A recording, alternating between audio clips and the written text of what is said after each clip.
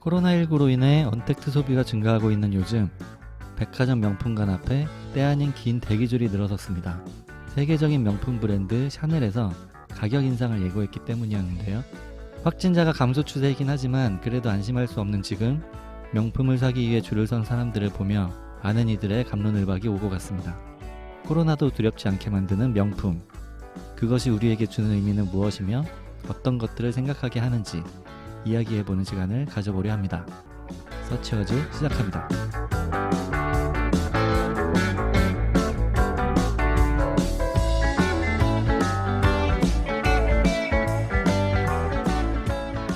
네, 오늘도 다양한 이야기 들려주실 세 분, 문프로님, 왕초님, 민바님 자리 함께 해주셨습니다. 안녕하세요. 안녕하세요. 그 며칠 전에 백화점에 줄 엄청 길게 서고 백화점 문 열리자마자 막 사람들 뛰어들어가는 네, 그 영상 올라왔었는데 다들 보셨나요, 그거? 네, 봤어요. 많이 화제가 됐었죠? 싸우기도 하던데. 아, 싸웠어요? 서로 사가려고. 번호표 막 받고 기다리는데 거기서 막 소리치면서 싸우는 그 영상도 있더라고요. 이게 2020년의 한국인가? 막 싸우는 영상만 봐서 그런데 가격이 싸서 그런 거예요? 아니면 좀 신상이 들어와서 그런 거예요? 가격이 원래 평소보다 더 오를 거다라고 예고를 해서 미리 미리. 아파트랑 샤넬의 공통점이 하나 있어요. 갖고 있으면 오른다? 아니에요. 오늘이 제일 싸다. 그래서 오늘 저희가 샤넬을 주제로 키워드로 얘기를 좀 나눠보려고 하는데요. 뭐 다양한 주제가 있을 것 같아요. 실제로 샤넬을 창업했던 코코 샤넬에 대한 얘기라든지 아니면 명품과 관련된 얘기라든지 할 얘기는 굉장히 많을 것 같은데요. 어느 분부터 해볼까요? 오늘 민바님부터 해볼까요? 저부터요? 네. 저는 오늘 키워드가 샤넬이잖아요. 그래서 이 샤넬이라는 브랜드를 만든 샤넬의 엄마, 아니 그 샤넬 그 자체인 코코 샤넬에 대해서 가지고 와봤습니다. 샤넬이 이름인 건 아시죠? 성 아니에요, 성? 그게 네네, 성. 본명이 아니지 않아요? 네, 본명이 아니고요. 그렇죠. 성인데, 그 디올 같은 그런 명품도 다 사람 성이에요. 네. 제가 알기로는 샤넬은 이름이고 코코가 아마 코코가 예명인가? 예명이에요. 맞죠. 네, 맞아요. 네. 아, 그럼 샤넬은 실명? 네, 진짜 맞아요. 성? 네. 아, 그리고 그 샤넬이 이렇게 C가 겹쳐져 있잖아요. 그게 코코를 이렇게 쓴 거라고 하던데. 아, 네, 맞아요? 네, 맞아요. 네. 네, 그래서 백 작가님이 말씀해 주셨다시피 본명은 가브리엘 보네르 샤넬인데 코코 샤넬이라는 그 이름은 예명이에요. 잠깐 이 사람에 대해서 설명을 하자면 1883년 프랑스 제3공화국 소미르라는 곳에서 탄생을 했고 87세의 나이로 죽기까지 아주 유명한 패션 디자이너로 살았습니다. 네, 그 코코란 이름이 아까 예명이라고 말씀드렸잖아요. 근데 이제 이 코코란 이름은 샤넬이 가난하던 시절에 변두리 술집에서 뭐 노래도 부르고 막 이런 일들을 했었나 봐요. 근데 이제 그때 자주 불렀던 노래가 코코리코라는 노래가 있어요. 돌격대 이름 아닌가? 아니, 돌격대 얘기는 조금 이따 듣고 이거 뭐라고요? 그 코코리코라는 노래가 있는데 그 영화 그녀에게 그 OST 잘 모르시겠죠? 그 잘 모를 것 같은데. 꾸꾸루꾸루꾸루 뭐 이런 노래인데 프랑스 노래예요? 네네네. 엄청 유명한 노래인데 그 거기서 나오는 네. 모르겠어. 돌격대는 뭔가요? TV에서 하던 만화 중에 이렇게 병아리들이 나와가지고 모험을 하는 만화가 있었어요. 어... 그 돌격대 이름이 제 기억에 코코리코 돌격대예요. 맞아요? 그러면 이 노래 제목에서 따온 걸 수도 있겠네. 그럴 수도 있겠다. 있겠네요. 예. 아, 이 화풍이 좀 프랑스 같기도 했는데. 아무튼 그 노래 하던 제목이라는 거죠. 네, 그 가사에서 따온 예명이고요. 인터넷에 코코 샤넬을 검색을 해보면 키워드로 나오는 것들이 좀 있는데 뭐가 있냐면 뭐 패션 디자이너, 프랑스의 기업인, 그 다음에 페미니스트, 그리고 또 스파이 뭐 이런 키워드들이 나오거든요. 스파이도. 네. 샤넬이란 브랜드가 전 세계적으로 유명한 만큼 이 샤넬을 만든 코코 샤넬의 일대기도 좀 유명해서 가지고 와봤어요. 코코 샤넬이 되게 유명한 디자이너지만 어린 시절에는 매우 가난했다고 해요. 그래서 형제가 코코까지 포함해서 총 12명이었는데 이 아버지가 좀 망단이었어요. 그래서 자식들하고 아내를 두고 뭐 돈을 유흥가에서 흥청망청 날려먹고 뭐 가족을 버렸기 때문에 코코 샤넬이 유년기를 수년에서 보냈다고 해요. 아, 그래서 가브리엘 그럴 수도 있겠다. 그래서 이런 과거 때문인지 코코 샤넬은 성인이 된 이후에도 자존심과 독립심이 매우 투철했고 평생 남자들한테 도움받기를 꺼려해서 심지어 매춘이라고 비유하기까지도 했다고 해요. 남자들에게 도움을 받는 남에게 도움을 받는 것은 매춘이다. 이렇게 성장을 했고 샤넬이 그 본격적으로 유명해진 그 계기가 1차 세계대전이 끝난 후에 메종드 꾸띠르라는 그 상점을 오픈을 했는데 그 이후에 이제 콜렉션을 또 발표해서 대성공을 거둔 후부터 모든 디자인이 화제가 되었다고 해요. 근데 이제 이 샤넬이 만든 이 패션 디자인이 왜 유명해졌나 궁금하지 않으세요? 제가 추측하기로는 뭐 기존과 달라서가 아니었을까요? 네, 그것도 있고 또 제가 아까 말씀드린 그런 키워드의 내용에도 좀 숨겨져 있어요. 제가 아까 말씀드린 키워드가 세계대전? 패션 디자이너, 기업인, 세계대전 전혀 아닌데 아닌가 본데. 페미니스트, 스파이. 페미니스트. 전통 여성 복장 말고 약간 남성스러운 옷을 여자한테 입혔다. 이런 거 아닌가? 어떻게 하셨어요? 아. 네, 맞아요. 샤넬이 진짜 관심, 맞아요? 네, 정확해요. 아. 관심이 많으시구나. 근데 요새도 유명한 옷 브랜드 중에 보브 뭐 이런 것도 이제 보이스 오브 보이시스라는 문자거든요. 그러니까 여성복들이 되게 남성스러운 걸 많이 좀 표방을 하고 있더라고요. 맞아. 네, 그래서 어쨌든 백 작가님이 말씀해 주신 것처럼 그 당시에는 여성복에 대한 기준이 굉장히 엄격했다고 해요. 20세기 초반이니까. 그러니까 뭐 여자들은 코르셋을 무조건 입어야 된다든가. 특히 또 유럽의 그런 전통들 있잖아요. 네. 엄청 화려한 드레스에 허리는 꽉 조이고 뭐 화려한 액세서리에 뭐 풍성한 치마. 그러니까 여자의 의상이라면 응당 이래야 된다라는 것들. 근데 이제 샤넬은 왜 여자들은 그렇게 쓸모없는 치장에 관심을 둬야 되고 왜 실용적이지도 않는 옷을 입어야 하나 이렇게 해서 고민을 하던 차에 샤넬이 만나고 있던 영국 공작이 있었어요. 이 이후에도 말씀드리겠지만 샤넬이 좀 남성 편력이 좀 있거든요. 그래요? 여러 남자들을 만나고 다녔는데 그렇구나. 네, 이제 그 영국의 공작을 만났을 때 그 사람이 이제 영국 사람이다 보니까 영국에 자주 드나들었을 거잖아요. 그래서 그 영국에 있는 남성용 정장에 관심을 갖게 돼요. 그래서 그 남성용 정장 소재를 여성복에 차용을 해서 샤넬 수트를 만든 거예요. 샤넬 수트. 지금은 명품의 대명사지만 그 당시에는 간단하고 입기 편한 옷을 모토로 해가지고 디자인 활동을 시작했고요. 그래서 그때부터 유명해진 샤넬이 본점을 점차 확장하면서 첫 번째 향수인 샤넬 넘버 5를 발표를 합니다. 엄청 유명하죠. 왜 첫 번째 뭘로? 향수인데 넘버 5예요? 그것도 이제 말씀드릴게요. 아주 중요한 질문을 짚어주셨어요. 그 샤넬 넘버 5 향수는 많은 분들이 알고 계시잖아요. 특히 이제 마릴린 먼로가 생전에 나는 이것을 거의 입고 잔다라는 그런 표현을 썼을 정도로 이야기해서 유명해졌었는데 왜 이름이 넘버 5냐? 그 샤넬이 당시에 이제 자기 이름을 건 향수를 런칭을 하려고 되게 유명한 조향사를 불러가지고 이제 그 향을 개발을 하고 있는데 그러다가 이제 샘플을 건네를 받은 거예요. 근데 샤넬이 선택한 향이 5번째 향이었대요.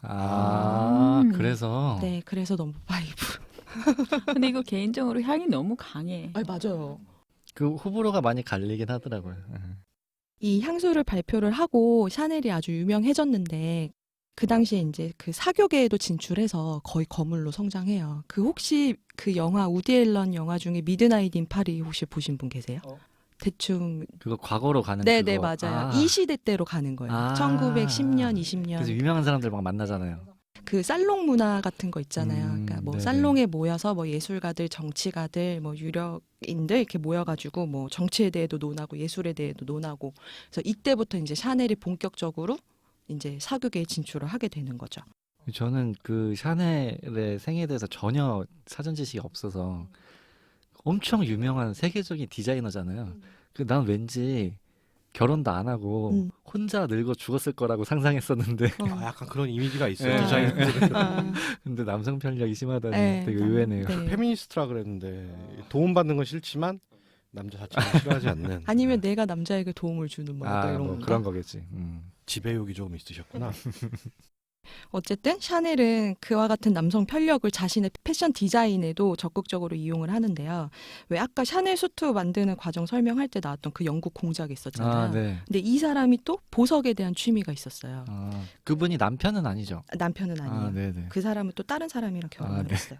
그래서 어쨌든 이걸로부터 영향을 받아 모조 보석을 사용한 주얼리를 발표를 했고 또 성공을 했고요.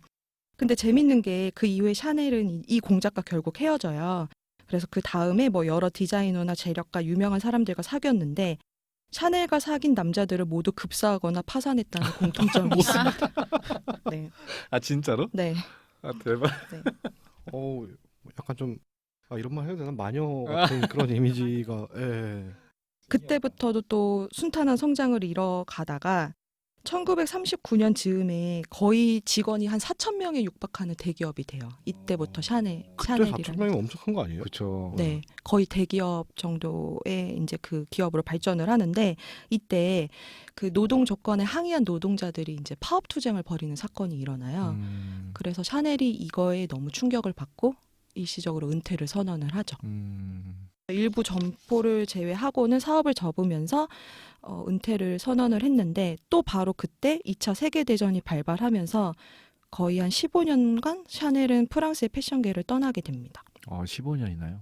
근데 2차 세계대전이 끝났어요. 근데 그 당시에 이제 그 프랑스의 그 패션계는 크리스티앙 디올 있잖아요. 그 디올로 대표되는 남성 디자이너들이 더 화려하고 더 사치 있는 사치스러운 디자인으로 패션계를 장악하고 있었는데 샤넬이 열이 받은 거죠. 내가 생각하는 디자인은 그런 게 아니다. 그래서 다시 복귀를 한 거예요. 15년 만에. 프랑스 언론들은 진부하다면서 샤넬을 욕을 했는데 반대로 미국에서는 이게 터져요. 왜냐하면 헐리우드 스타들이 그 당시에 샤넬의 옷을 많이 찾았기 때문에. 그래서 패션의 혁명이라는 평가를 들으면서 유명해졌고 또 아까 말씀드렸다시피 한류 스타들이 샤넬의 옷을 많이 입기 시작하면서 제2의 전성기를 맞게 되었습니다. 제가 아까 또 키워드로 말씀드린 것 중에 되게 특이한 게 하나 있었잖아요. 스파이. 네, 맞아요. 그게 너무 궁금해요. 네, 그게 궁금한데. 근데 이 코코 샤넬이 재밌는 게 그 디자인 쪽에서의 어떤 그 천재성을 제외하면 정치적으로는 완전 극우 성향의 제2차 세계대전 시기에는 나치를 지지하기도 해서 많은 비판을 받았는데요. 심지어 2014년도에 프랑스의 한 공영방송에서 다큐멘터리를 이제 방영을 하는데 거기에 이제 코코 샤넬이 나치의 스파이로 활동했다는 문서가 발견됐다고 방송을 하기도 했어요. 그럼 실제로 네, 실제로 있었던 일이에요. 일인가 네, 보네요. 실제로 있었던 일이고 이 다큐멘터리에 따르면 샤넬은 1940년에 독일과 프랑스가 이제 휴전을 한 이후에 나치의 비밀 경찰과 가까워지면서 나치의 스파이가 되었다는 내용인데 샤넬이 전쟁 기간 동안 파리의 최고급 호텔인 리츠 호텔에 머물렀다고 해요. 근데 거기가 나치의 장군들하고 그다음에 뭐 요원들의 숙소와 가까웠다고 해요. 그래서 이제 뭐 내밀하게 왔다 갔다 하다가 뭐 그 중에는 괴벨스도 있었고요. 심지어? 네, 심지어 게벨스가 그 나치의 거의 그 깔때기. 선봉장이라고. 네. 나치의 모든 어떤 이론을 만든 그쵸 선전대장 같은. 그 사람이 그 사람인가? 자기는 시키기만 하고. 네, 맞아요. 네, 맞아요. 이 정도면 샤넬 불매해야 되는 거 아니에요? 그러니까 점점 들으면서 비호감이 돼가는데요. 1941년 여름에 샤넬은 독일 방첩국에 의해서 첩보원으로 발탁이 되었고요. 스페인으로 여행을 떠나서 나치의 요원으로 쓸만한 인물을 탐색하는 임무를 맡기도 했습니다. 나치 스파이였음에도 불구하고 이후엔 증거 불충분으로 풀려났는데요.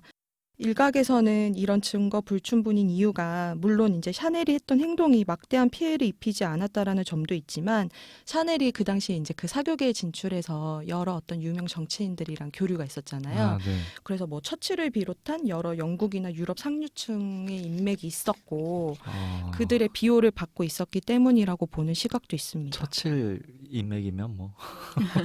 처칠이 실제로 많이 도와줬다고 해요. 정말요? 네. 그 샤넬을 또 옹호하는 사람들 입장에서는 샤넬이 나치와 협력한 이유가 있었다. 왜냐하면 샤넬의 파트너였던 한 형제가 있는데 베르트하이머라고 그 사람들이 유태인이었고 샤넬은 그 사람들이 갖고 있는 코스메틱에 대한 권리를 되찾고 싶어서 오히려 이제 뭐 스파이로 활동했다. 뭐 이런 식으로 이제 옹호를 해주는 옹호를 해주는 썰이 있는데 웃기는 거는 2차 세계대전이 끝나고 나서 샤넬은 그 형제들에게 샤넬의 브랜드 자체와 모든 권리를 다 팔아버렸어요. 진짜요? 네. 그 형제는 무슨 형제인데요? 그 샤넬의 파트너. 파트너. 사업적인 파트너. 사업 파트너. 네. 그래서 어쨌든 나치 스파이였지만 증거 불충분으로 풀려난 코코 샤넬은 스위스로 결국 도피를 했고 10년 동안 프랑스로 돌아오지 못했는데요. 죽을 때도 프랑스에서는 코코가 제대로 된 전범 재판을 받지 않았다는 이유로 프랑스 땅에 묻히는 것을 불허했고 결국 망명지인 스위스 로잔에 묻혔다고 합니다. 아, 스위스에 묻혔다고요? 근데 그런 반응에 비해서 브랜드는 되게 잘 살아남았네요. 그러게, 진짜. 나치와 연관돼 있으면 쉽지 않았을 텐데. 원래는 일각에서 썰로 존재했었는데 2014년도에 음. 아예 증거를 보여준 거죠. 14년도요? 2014년도에 얼마 안 됐구나. 다큐멘터리에서. 유럽 사람들이 이 내용을 대부분 알고 알고 있지 있을 거예요. 않을까요? 네. 그렇죠. 그리고 코코 이 일대기와 관련해서 영화도 있을 거예요. 아, 맞아요. 네. 코코 샤넬이라고 영화 있지 않아요? 네. 그러면은 샤넬을 별로 안 좋아하는 사람들도 있겠다. 아니 그냥 이렇게 잠깐 듣는 것만으로도 되게 사람에 대한 인식이 달라지는데 그러니까요. 어떻게 그 브랜드가 이렇게까지 성장을 할 수 있었을지가 대체 브랜드가 없는 것도 아니잖아요. 워낙 유명한 브랜드들 많으니까. 예전부터 샤넬 별로였던 것 같아. 나도. 난 디올이 더 좋았어요. 저는 그거 진짜 여쭤보고 싶었어요. 특히 민바님이랑 문프로님한테 제가 그 샤넬에서 가장 유명한 라인들의 그 백이나 이런 걸 봤거든요. 제 개인적으로는 그렇게 예쁘다는 생각이 안 들더라고요. 그래서 그게 정말 여자들한테는 정말 그렇게 예뻐 보이는지 아니면 뭐 이렇게 멋있어 보이는지 그게 좀 궁금하긴 했어요. 그게 디자인 자체가 정말로 훌륭한 건지 저는 디자인 잘 모르니까 그래서 그거 좀 여쭤보고 싶긴 했어요. 저는 개인적으로 제 취향은 아니에요. 아, 진짜요? 네, 근데 이제 그 좋아하는 사람들의 심리도 이해할 수 있을 것 같아요. 그 명품이기 때문에. 명품이라서. 네, 그러니까 그 명품의 어떤 그 느낌이라는 게 그냥 기성품으로 막 찍어내는 게 아니라 어쨌거나 장인이 정말 뭐 한 세대를 걸러서까지 다 쓸 수 있을 정도로 한 땀 한 땀 만든 어떤 그런 이미지가 있잖아요. 그렇죠, 그렇죠. 네, 그런 고급스러운 이미지가 있기 때문에. 근데 유독 명품 중에서도 샤넬의 이미지가 네, 굉장히 탑 클래스인 것 같더라고요. 그래가지고 그게 좀 궁금했어요. 그게 그런 것도 있을 것 같아요. 아까 말씀드렸다시피 그 마릴린 먼로 막 그런 이야기도 있잖아요. 네네. 1940년 즈음에부터 그 헐리우드 스타들이 샤넬을 엄청 예찬하기 시작해요. 그래서 그때부터 어떻게 보면 전 세계적으로 유명해지고 지금의 샤넬의 이미지가 만들어진 거죠. 이미지를 잘 만들었구나. 마케팅이나 뭐 이미지 같은 걸 잘 만든 것 같아. 그러니까 개인적으로 그렇게 디자인이 매력적이진 않은 것 같아요. 예. 근데 대표적인 그 트위드 자켓 같은 거는 정말 좀 괜찮은 것도 있고, 근데 백의 그 퀼팅이라든가 네, 이런 네, 그런 맞아요. 걔네만의 그런 게 네, 있는 거지. 네, 네. 그게 뭐 호불호가 있는 거죠. 그게 막 여성들이 다 좋아할 만한 그런 와 이런 그런 건 아니고. 아니고. 예, 예. 퀼틴이라고 했죠. 솔직히 우리 뭐 군대 깔깔이 그런 거. 맞아요. 그거. 말이 좋아서 그런 거지. 거기다가 그냥 쇠사슬로 이렇게 손잡이 있는 게 그게 샤넬인데. 개인적으로는 뭐 그런 명품을 사거나 뭐 차를 사거나 이럴 때 가장 뭔가 좀 일명 어깨에 힘이 들어간다 느껴지는 게 매장에 갔을 때 같아요.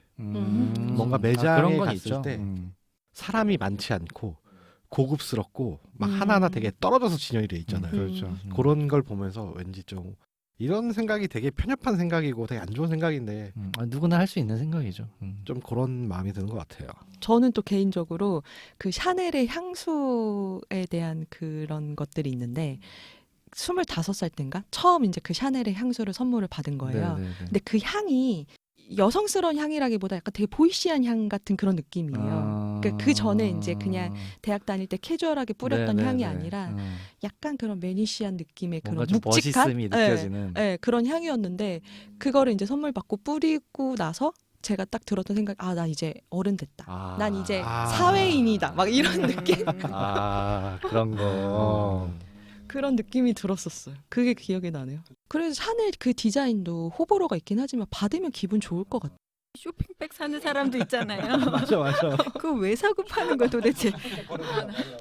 샤넬 쇼핑백. 뭐 디자인 취향을 떠나서 누구한테 받고 그러면 기분 좋겠죠. 샤넬인데. 그치.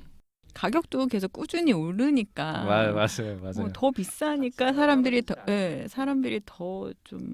근데 제가 궁금한 게 그러면 예를 들어서 지금 현재 한 100만 원 정도 되는 그 핸드백을 한 50년, 60년 들었다고 치더라도 그 가격이 거의 리셀될 때는 중고니까 중고가 되면 그래도 가격을 어느 정도 받을 수 있다는 게 그게 명품의 메리트인 거죠. 기술성이 있고 하면 그리고 관리가 잘 돼 있으면 음. 가격이 엄청 아니, 이건 또 개인적인 이야기인데 그래서 갑자기 생각이 난 게 제 남편이 운동화를 사요. 나이키 운동화 이런 거 아, 본인이 좋아하는 그 맞아. 조던 그 시리즈가 있는데 그거를 사려고 이태원 매장에 그 낚시 의자를 들고 밤을 샌 적도 있어요. 그 한정판을 이번 그 사태처럼 운동화를 사려고 그게 한 20만 원대였나 뭐 이래서 비싼 건 아니에요. 음. 저는 신발이 몇 개 없거든요. 그리고 항상 인터넷에서 사기 때문에 그 심리를 이해를 못했어요.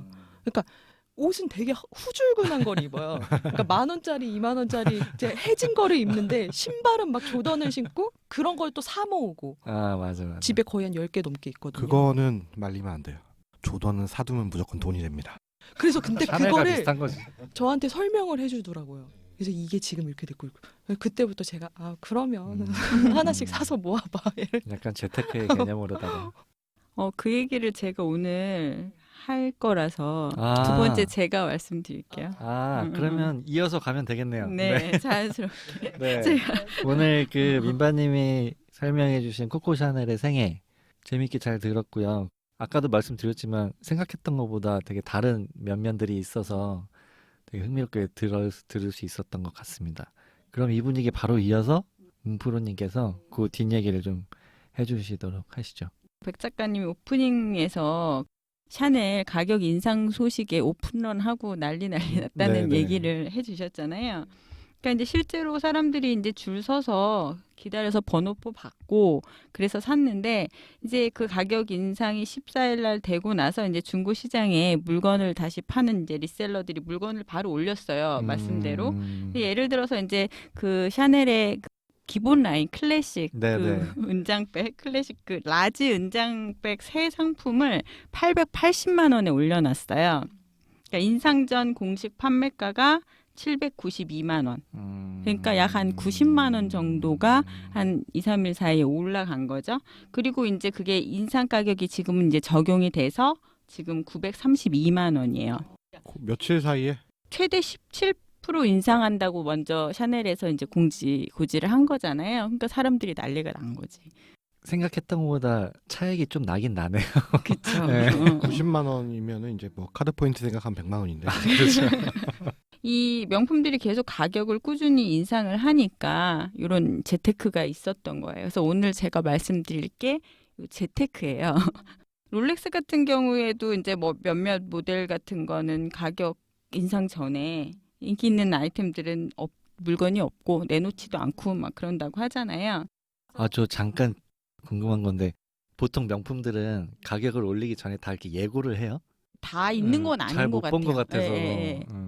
보통은 종류를 단종을 시켜버리잖아요. 가격을 올리기보다 다음 제품이 나오면 그 제품이 올려서 나오는 거고 기존에 있던 건 단종이 되는 거라 사실 이런 건 좀 흔하지 않았던 것 같아요. 그러니까. 이것처럼. 날짜 딱 정해서 음. 이날 올리겠다 이렇게 하는 진짜 게 마케팅 같네.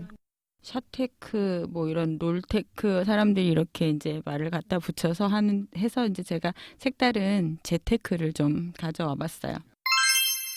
밀레니얼 세대, Z세대, 그러니까 1980년대 초반생들부터 2000년대 초반생들 이 사람들 사이에 새로운 재테크 수단이 하나 있어요. 그게 아까 민바님이 얘기하셨던 운동화 재테크예요. 한정판 운동화로 요즘에 이제 중고생들까지도 여기 참여를 한다고 해요. 작년 10월 홍대 나이키 매장에서 드로우 행사가 있었는데 그 행사에 참여하려고 이제 줄을 엄청 섰거든요. 거기 아마 제 남편도 있었을 거예요. 그래서 그거 막 낚시 의자 페이스북으로 들고. 뭘 생중계를 해서 뭘 추첨을 아, 하는데 정말요? 네. 하여튼 저도 그거 계속 보라고 이러는 거예요. 자기 아. 번호 나올지도 모른다고. 남편분 어떻게 성공하셨어요? 아니요, 성공 못했죠. 그런 운은 없어요. 제비 뽑기로 구매할 수 있는 권리를 주는 거예요. 이날 이제 응모권이 10,000개가 발행이 됐고 구매권은 656명이 가져갔어요. 그럼 이 경쟁률이 얼마나 10,000개 중에 656이면 경쟁률이 어떻게 되죠? 6.56%죠 뭐. 뭐 그 정도네요. 11일에 30만 9천 원에 이제 판매를 했어요. 그래서 이제 판매권을 가진 사람들에게 30만 9천 원에 판매를 한 게 중고 거래에서 13일에 140에서 180만 원 선에 거래가 된 거예요. 그러니까 그러니까 출시 3일 만에 최대 6배가 상승을 한 거죠. 와, 낚시의자 들고 설만하죠? 가야겠네. 가야겠어. 더 응원해줘야겠네. 그 갈 때 도시락 싸줘. 아니 나도 같이 가서. 그래서 요즘에 이 한정판 운동화를 거래하는 이제 전문적인 그런 사이트나 플랫폼 같은 것들도 있다고 하더라고요. 그렇겠네요. 네네. 그 정도 차액이면. 취미로 즐기면서 하는 재테크가 또 있는데 키덜트 재테크라고 해가지고 장난감이나 만화 같은 거. 레고. 그렇죠. 대표적인 게 이 레고예요. 그걸로 재테크를 할 수 있어요? 네. 어떻게요? 얘네는 이제 판매 기간이 어느 정도 되면 생산을 중단을 하는 거예요. 그래서 보통 2년에 한 번씩 그렇게 이제 바꾼대요. 그러니까 종류가 하도 많아가지고 생산 라인을 계속 오래 유지를 할 수가 없다고 하네요. 그래서 단종된 제품 중에서 소장 가치가 높거나 팬층이 두터웠던 그런 라인일수록 이제 가격이 비싸지는 거죠. 어떤 관련 연구 논문을 인용하자면 작년 레고 평균 투자 수익률이 11%에 오. 이른다고 보고된 바가 있다. 한정판 피규어 같은 경우들도 그렇죠. 그러니까 인기 있는 모델 같은 경우 최대한 깨끗하게 보관하는 게 관건이고 개봉 여부에 따라서 또 가격 차이가 엄청 나고요. 저게 조금 안타까워요. 레고를 조립하는 사람은 아무도 없어요. 사서 깍대기 때려 다들 붙여. 그냥 박스처럼 가지고 있는 거죠. 그 민바님 남편분도 운동화 안 열지 않아요? 아, 제 남편은 신어요. 아, 신어요? 그러니까 아. 그거를 그러니까 저한테 그냥 설명하기로는 재테크라고 저를 설득시키기 위해서 그랬는데 아. 제 남편 다 신는 운동화예요. 깨끗이 씻고. 네. 또 어떤 재테크가 있냐면 화폐를 수집해서 판매나 경매를 하는 거예요. 그거 특정 연도 있고 막 그러지 않아요? 그렇죠. 예. 많이들 알고 계시겠지만 1998년에 발행된 500원 주화. 맞아요. 그게 이제 개당 한 100만 원 선 와. 된대요. IMF 때문에 500원짜리 주화 발행을 잘 많이 안 했다고 하더라고요.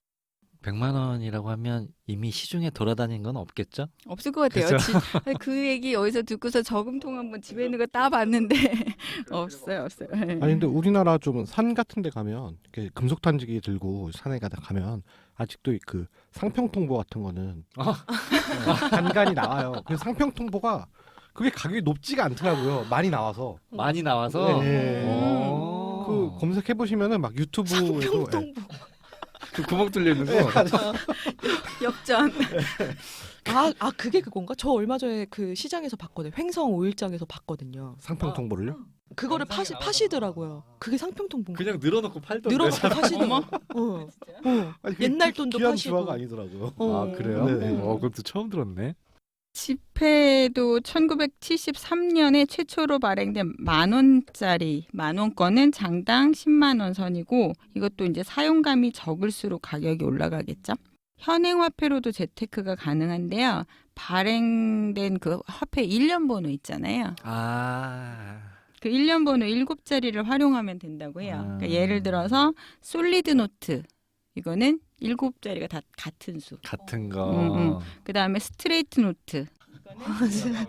그렇죠. 갑자기 포커 치는 거. 그것도 이제 위로 올라가는 네. 인센딩 뭐. 그다음에 밀리언 노트. 이거는 맨 앞 숫자를 제외하고 모두 0. 그러니까 이제 100만, 200만 이렇게 되는 거죠. 아, 값어치가 있긴 하겠네요. 그러게요.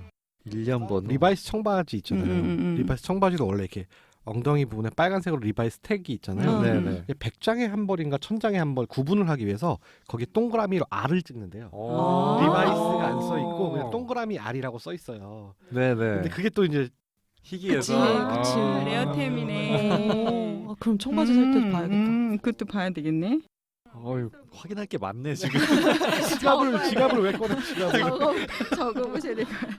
그다음에 리피터 노트라 그래서 이제 이거는 원래는 8자리 숫자 1년 번호에 해당하는 건데 이제 뭐 101010 이런 식으로 반복이 되는데 우리나라나 캐나다 같은 경우는 7자리여서 가운데 숫자를 놓고 양쪽이 반복되는 거예요. 그래서 예를 들어서 뭐 4040 404 이러면 가운데 0 놓고 404 404가 이렇게 반복된다든지 그다음에 레이더 노트라 그래서 똑바로 읽거나 거꾸로 읽어도 배열이 같은 경우 그래서 0842-480 이래서 거꾸로 읽어도 똑같이 뭐 이런 식으로 이효리 같은 거구나. 앞으로 읽어드릴게요. 그렇죠. 그런 것들이 있어요. 그래서 이제 관심이 있으신 돈좀 그만 아니. 봐요. 아니 그 마지막에 말씀해 주신 거 왠지 있을 것 같아서.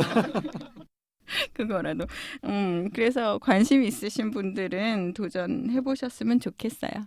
아 근데 저게 되게 쉽게 돈을 버는 것 같지만 막상 저걸로 업을 하려면 쉽지가 않죠. 맞아요. 제 주변 지인 중에 열정이- 리셀을 업으로 하는 분이 있었어요.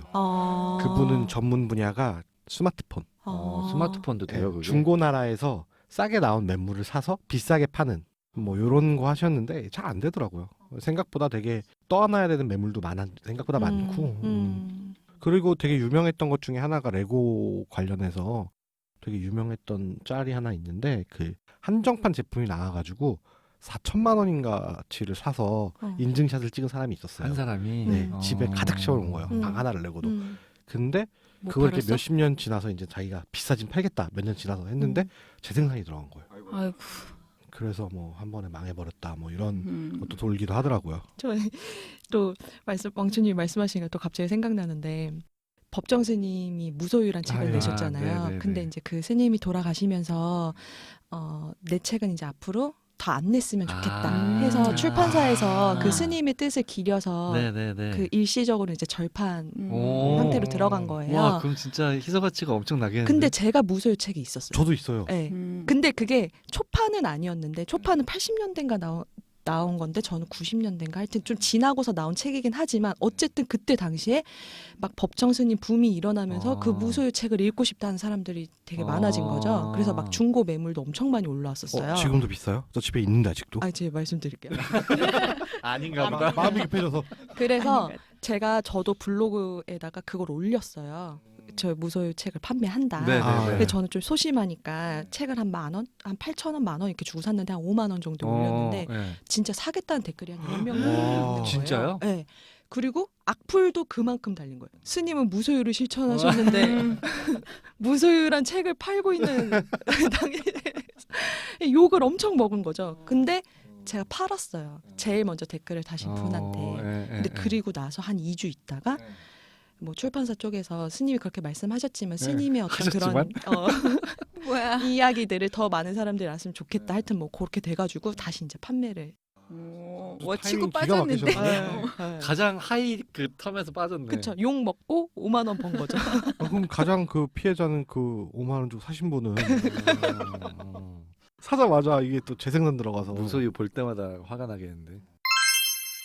이제 저희 키워드가 샤넬이어가지고 뭐를 찾아볼까 했는데 샤넬은 제 가까이 이렇게 좀 가까이 있지 않은 애더라고요. 그래서 그의 샤테크와 관련된 재테크로 한번 이야기를 좀 찾아와 봤어요.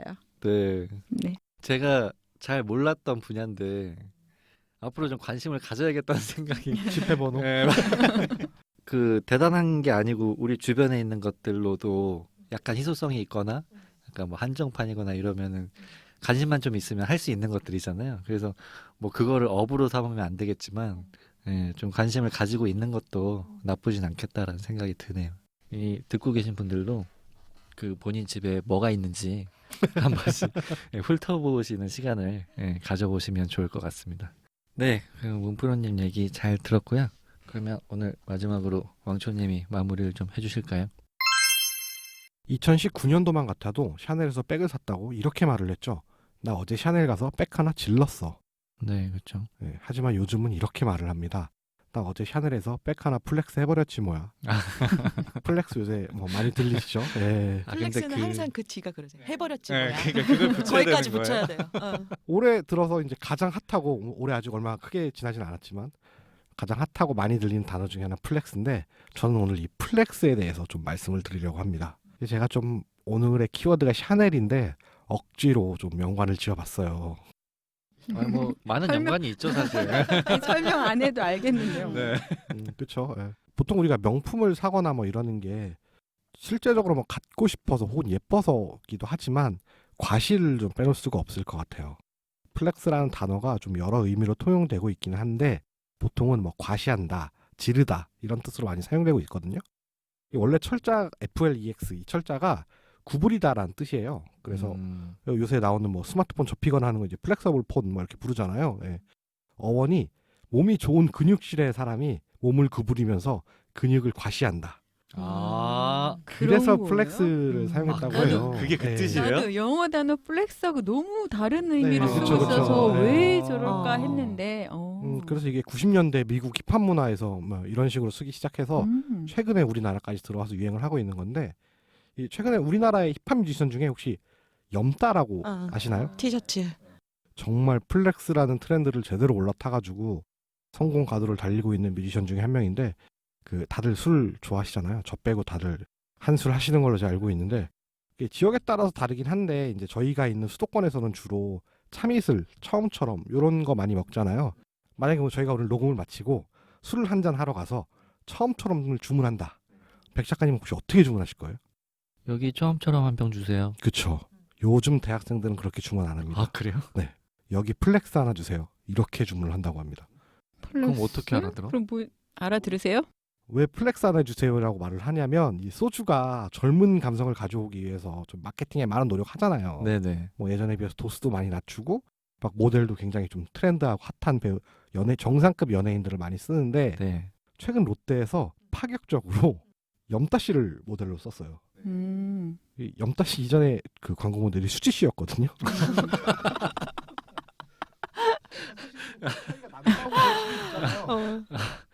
염따를 광고 모델로 쓰면서 처음처럼 플렉스라는 한정판을 내놨는데 이게 시장에서 지금 엄청 핫해요. 대박. 술 먹으러 가봐야 되겠다.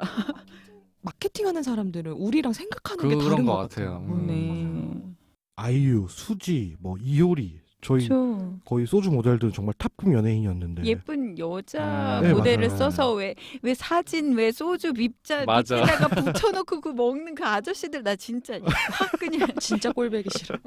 진짜 싫었는데 그런 걸 근데 생각했었는데 생뚱맞게 염따 혹시 염따 얼굴 아세요? 보긴 본 것 같은데 염따 분이 얼굴 이렇게 호감적인 얼굴은 아니에요. 근데 이분이 이렇게 먹힌다는 게 이 플렉스가 진짜 우리나라에서 먹히고 있는 마케팅, 먹히고 있다. 이런 걸 반증하고 있지 않나 이제 생각을 해서 빠크. 맞아요. 빠크. 그러면 이 플렉스의 끝판왕은 뭘까? 우리가 이제 뉴스나 미디어에서 뭐 어떤 재벌이 뭘 샀다 뭐 이런 거 많이 보잖아요. 뭐 꼭 재벌이 아니더라도 뭐 유명한 누군가가 뭐 고가에 뭘 구매했다 이런 거는 심심찮게 볼 수도 있고 우리 저번 화에서 이건희 회장 그 아. 힙합 그 네, 맞아요, 혼자서 맞아요, 타는 거 맞아요. 이런 거 네. 플렉스 아니에요? 그런 게 플렉스. 근데 그런 건 사실 이제 놀랍지도 않아요. 하도 아, 많아서 그래요? 그렇죠. 그래서 정말 이 플렉스의 끝판왕 뭐 있을까 고민을 하다가 또 왕초하면 또 우주적 스케일 아니에요? 우주적 스케일을 또 가져왔죠. 우주로 온다 갑니까? 온다 알 것 네. 같다. 플렉스의 끝판왕 우주여행 얘기해 보려고 합니다. 아, 굉장히 밀접한 관계잖아요. 샤넬과 우주여행. 아니 지금 누가 봐도 우주 여행 하기 위해서 네. 플렉스를 걸친 거야. 염따까지 거쳐서 아니 우리 주제가 뭐였는지 상관이 없었을 것 같은데. 어떻게든 이걸로 갔을 것 같은. 우리가 어렸을 때부터 우주여행 곧 된다. 곧 된다. 엄청 들었어요. 근데 아직 제 주변에 간 분이 없거든요. 항상 말은 곧 된다는데 그 우주여행 계획하고 있는 업체가 많이 있기는 해요. 뭐 나사도 하고 있고 요새 핫하신 분이죠. 앨런 머스크가 운영하는 스페이스X라는 회사도 있는데 제가 오늘 말씀드린 회사는 버진 갤럭틱. 갤럭티? 이제 이 버진 그룹에 속해 있고 이제 많은 회사 중에 왜 이 회사를 가져왔냐? 드디어 올해 6월 다음 달이죠. 다음 달에 첫 상업 민간 우주 여행을 기획하고 있습니다. 드디어 가는 겁니다. 다음 달인데 기획하고 있으면 어떡해요? 아, 그러니까 계획하고 있는 거죠. 기획이 아니고 계획을 하고 있는 거죠. 이게 아니 그러니까 다음 예정되어 달인데 있다는 네. 건가요? 계획하고 있으면 어떡하냐고. 그러니까 예정이 돼 오픈한다는 있다는 거야. 거죠. 아, 오픈한다. 한다고요? 한다고요? 네, 한다는 거죠. 어. 네. 어. 제가 아마 우주여행 방식을 설명해 드리면 상상하시는 모습과는 조금 다를 거예요. 그게 아닌가 본데. 상상하시는 그 우주여행 방식이 이제 지상에서 우주 왕복선이 이제 세로로 서 있고 네. 이제 카운트다운 한 다음에 하늘로 올라가서 추진체 분리하고 연료탱크 네, 네. 분리하고 막 이러면서 뭐 달이나 다른 행성에 막 가는 그런 걸 상상하실 텐데 그런 건 아니고요. 그 미국의 뉴멕시코에 스페이스포트 아메리카라는 우주 공항이 있어요. 이게 세계 최초의 민간 우주 공항입니다.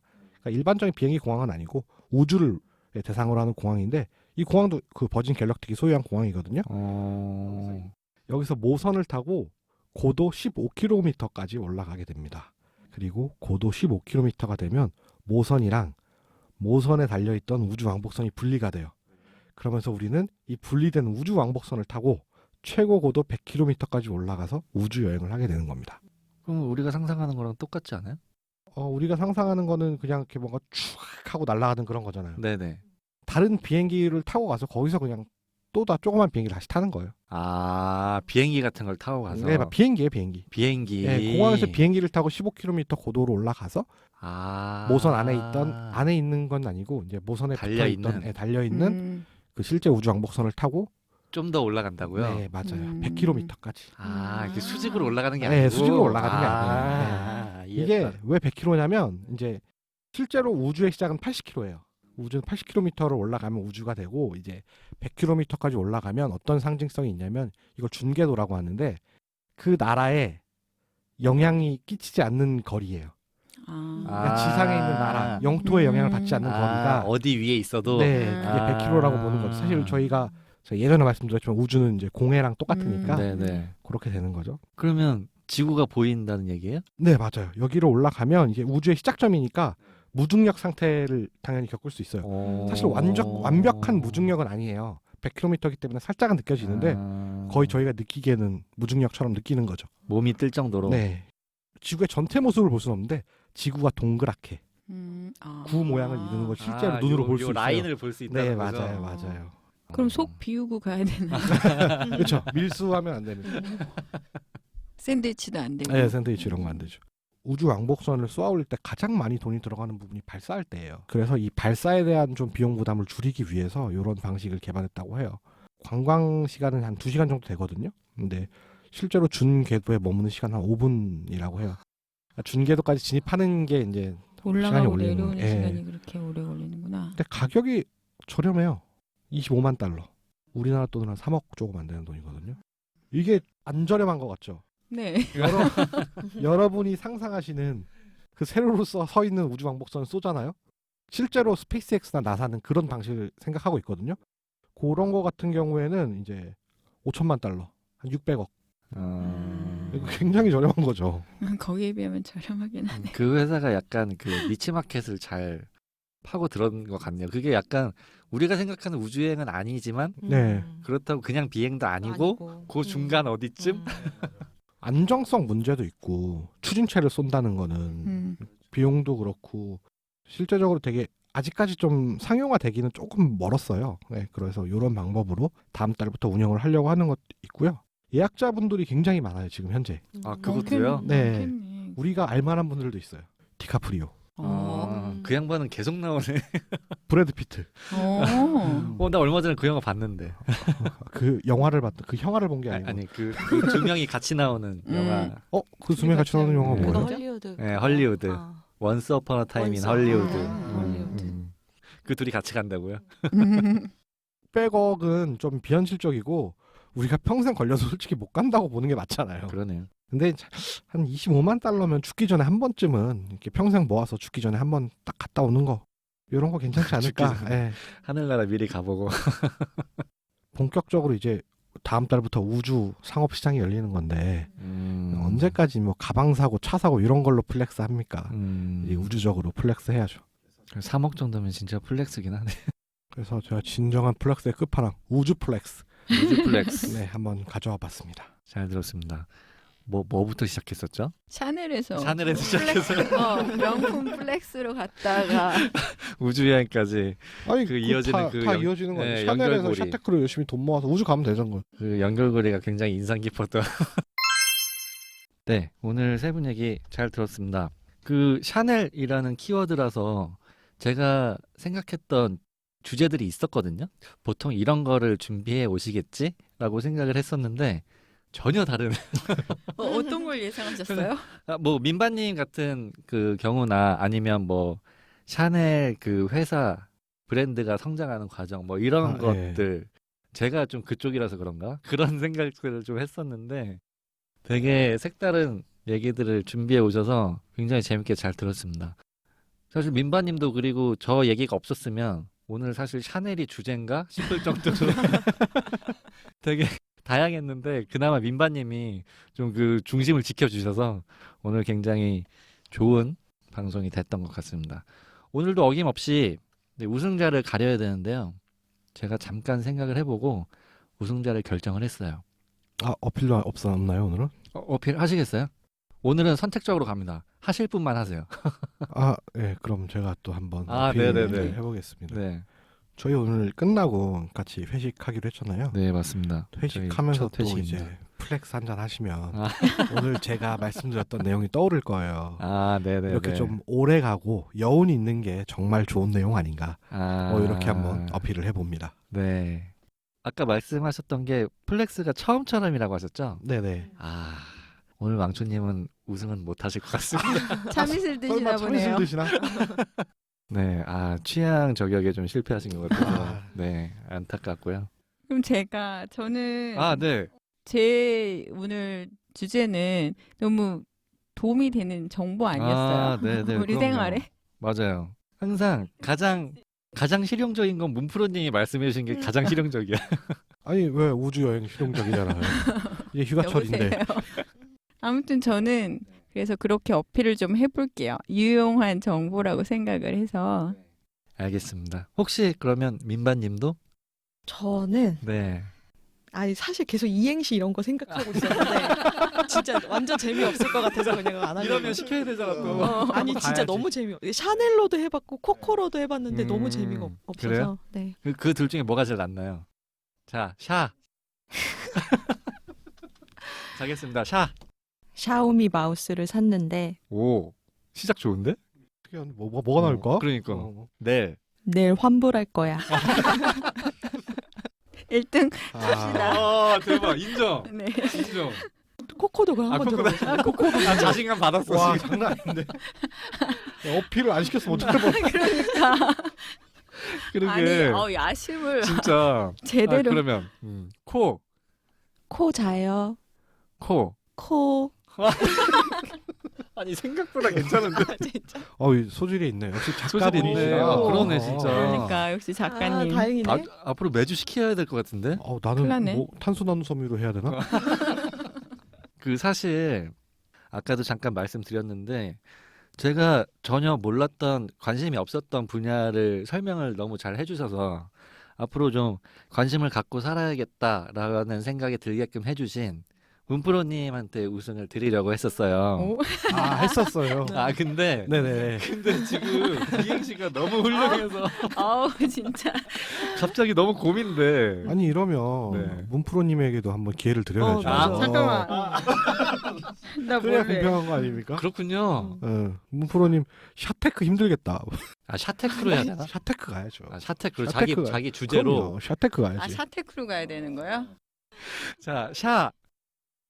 샤오미.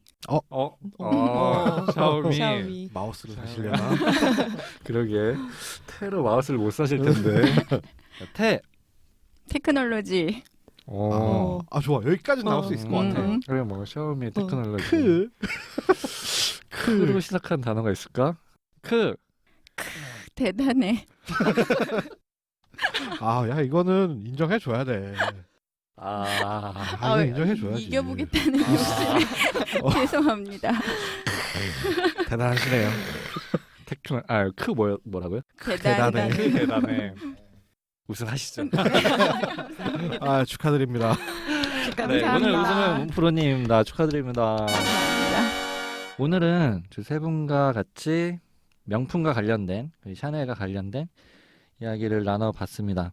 코코 샤넬이 이런 말을 했다고 해요. 럭셔리는 편안해야 한다. 그렇지 않으면 럭셔리가 아니다. 시대를 앞서갔었던 그녀의 패션에 대한 철학이 잘 나타나 있는 말인 것 같은데요. 명품이란 것도 이와 마찬가지로 억지로 무리해서가 아닌 나에게 편하고 나의 상황과 분위기에 잘 맞는 것이라야 진정한 명품의 진가를 발휘하게 되는 것이 아닐까 싶습니다. 네, 오늘 저희가 준비한 내용은 여기까지고요. 저희 서치워즈는 팟빵, 팟캐스트, 유튜브, 파티에서 들으실 수 있습니다. 많은 청취 부탁드리고요. 저희는 다음 주에도 재밌고 알찬 내용으로 찾아오도록 하겠습니다. 감사합니다. 감사합니다. 감사합니다.